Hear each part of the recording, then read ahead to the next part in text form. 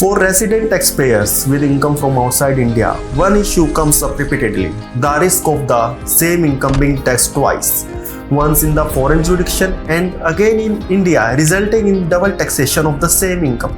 Hi, my name is Lalit Singla from Direct Tax Division of Dewan, Chopra and Co. And today we will discuss the relief mechanism available to avoid double taxation as per Income Tax Act 2025. Let's understand the issue why double taxation arises.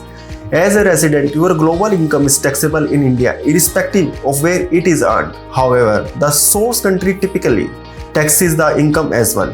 In the absence of a corrective mechanism, the same income will be subject to tax twice. That is precisely the gap where the foreign tax credit provision comes to play.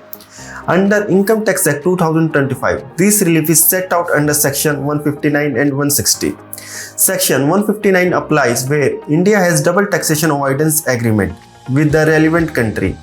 Relief here is granted in accordance with the terms of that agreement, commonly referred as bilateral relief. Section 160 applies where no such agreement exists. Relief is still available, but is granted unilaterally under domestic law. In both cases, the underlying principle is consistent. The taxpayer is entitled to credit for the lower of the tax paid in the foreign jurisdiction and the tax payable on the income in India. Let's understand application of this with a brief illustration. To illustrate, if tax of rupees 2 lakhs have been paid on a given income in a foreign jurisdiction and the corresponding Indian tax liability on that income is rupees 1,50,000, the credit available is kept at rupees 1,50,000. That is lower of the tax of two amounts. The differential amount is not refunded. It is simply falls outside the scope of relief. Further, credit is available against the income tax surcharge and cess, but not against interest, fees or penalties. And where the foreign tax is under dispute, no credit can be claimed until the dispute stands resolved.